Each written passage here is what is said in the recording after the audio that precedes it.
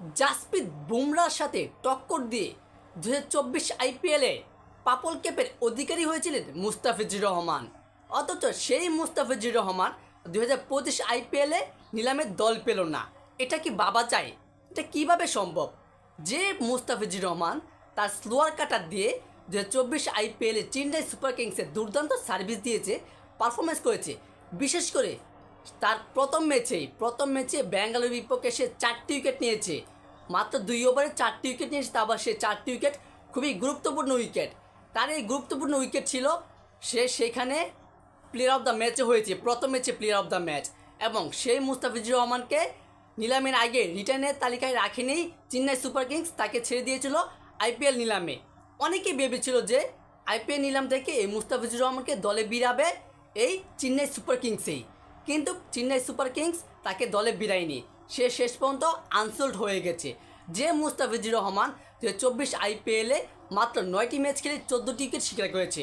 শুধু জাসপ্রীত বুমরা নয়, মোহাম্মদ সামি থেকে শুরু করে ভারতের এবং বিদেশি তারকা মিচেল স্টার্কের সাথে সে টক্কর দিয়েছে। সে সকলের সাথে টক্কর দিয়ে পাপল ক্যাপের অধিকারী হয়েছিল।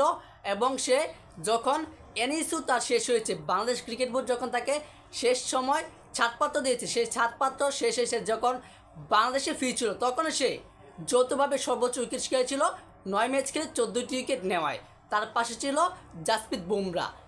কিন্তু সেই মুস্তাফিজুর রহমানকে মাত্র 2 কোটি রুপি ব্যক্তি মূল্যে আইপিএলে কোনো দলই তাকে কিনে নেয়, তাকে দলে বিরায় নেয়। কিন্তু কেন মুস্তাফিজুর রহমানকে সে ভালো বোলিং করেছে, কিন্তু সে বোলিং করতে পারে না। সে যেভাবে বোলিং করেছে, অনেকেই ভেবেছিল, বিশেষ করে চেন্নাই সুপার কিংসের ভক্ত সমর্থকরা ভেবেছিল, বাংলাদেশের ভক্ত সমর্থকরা ভেবেছিল মুস্তাফিজুর রহমান 25 আইপিএলে দল পাবেই, এবং শুধু পাবে না, সে চেন্নাই সুপার কিংসের হয়ে আবারও খেলবে, এমনটা আশা রেখেছিল চেন্নাই সুপার কিংসের ভক্ত সমর্থকরা। কিন্তু সেটা হয়নি। শেষ পর্যন্ত মুস্তাফিজুর রহমান আনসোল্ড হয়ে গেছে।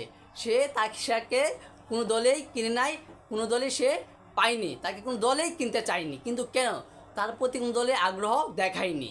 কিন্তু কেন সেটা মানে কি করে বলবো যে মুস্তাফিজুর রহমানকে দলে নিয়েনি এই cutter master. So viewers, 2025 IPL নিলামে মুস্তাফিজুর রহমান দল না পাওয়ায় আপনার গুরুত্বপূর্ণ মতামতটি জানিয়ে দিবেন কমেন্ট বক্সে।